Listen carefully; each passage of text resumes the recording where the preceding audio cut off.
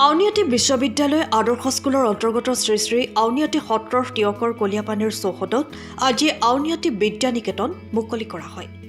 আউনীআটী সত্ৰৰ সত্ৰাধিকাৰ ডক্টৰ পীতাম্বৰ দেৱগোস্বামীয়ে মুকলি কৰা এই অনুষ্ঠানত আউনীআটী বিশ্ববিদ্যালয়ৰ উপাচাৰ্য ডক্টৰ ডম্বৰুনাথ, আউনীআটী বিদ্যা নিকেতন ডিব্ৰুগড়ৰ পৰিচালনা সমিতিৰ জ্যেষ্ঠ বিষয়ববীয়া বিদ্যুৎ বৰকাকতি, আউনীআটী বিশ্ববিদ্যালয়ৰ পঞ্জীয়ক প্ৰকাশজ্যোতি বৰঠাকুৰ, সত্ৰৰ লেখাৰু খগেন লেখাৰু, অনিল নাম লগোৱা, টিয়ক চন্দ্ৰকমল বেজবৰুৱা মহাবিদ্যালয়ৰ প্ৰবক্তা ৰবীন শইকীয়াকে প্ৰমুখ কৰি কেইবাগৰাকীও বিশিষ্ট ব্যক্তি উপস্থিত থাকে।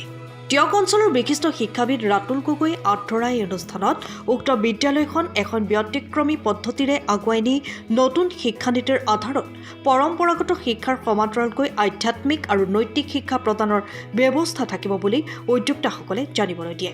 লগতে এই বিদ্যালয়ত ছাত্ৰ ছাত্ৰীসকলক শিশু অৱস্থাৰে পৰা বিশেষকৈ স্পকেন ইংলিছ আৰু স্পকেন সংস্কৃত শিক্ষা প্ৰদানৰ পৰামৰ্শ আগবঢ়ায় সত্ৰাধিকাৰ ডক্টৰ পীতাম্বৰ দেৱগোস্বামীয়ে। ইপিনে এই বৰ্ষত উমলাঘৰ শ্ৰেণীৰ পাঠদানকে ধৰি অংকুৰ আৰু মুকুল শ্ৰেণীৰ পাঠদান আৰম্ভ হ'ব বুলিও জানিবলৈ দিয়ে বিদ্যালয় পৰিচালনা সমিতিয়ে।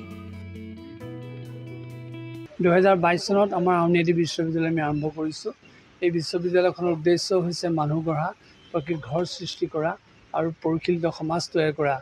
আৰু সেই উদ্দেশ্যেই আমি সমাজৰ সকলো বয়সৰ সকলো শ্ৰেণীৰ লোকক আমি ইউনিভাৰ্চিটিৰ অন্তৰ্ভুক্ত কৰিবলৈ বিচাৰিছোঁ।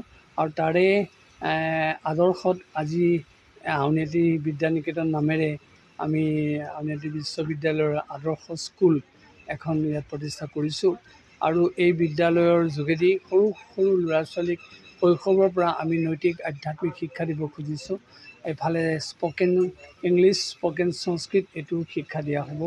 আৰু তাৰ লগতে তেওঁলোকক পৰ্যায়ক্ৰমে আমি সত্ৰীয়া নৃত্য গীতৰ আভাস দিম আৰু যোগ, প্ৰাণায়াম আৰু আমাৰ মাটি আখৰাৰ লগত কি চিমিলাৰিটি আছে সেইখিনি কথাও তেওঁলোকক আমি শিক্ষা দিব যত্ন কৰিম।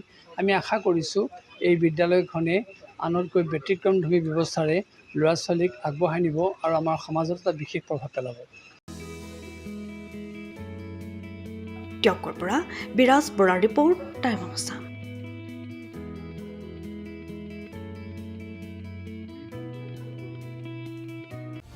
সময়ৰ খবৰ সময়ত পাবলৈ ফ'ল' কৰক টাইম অফ আছাম।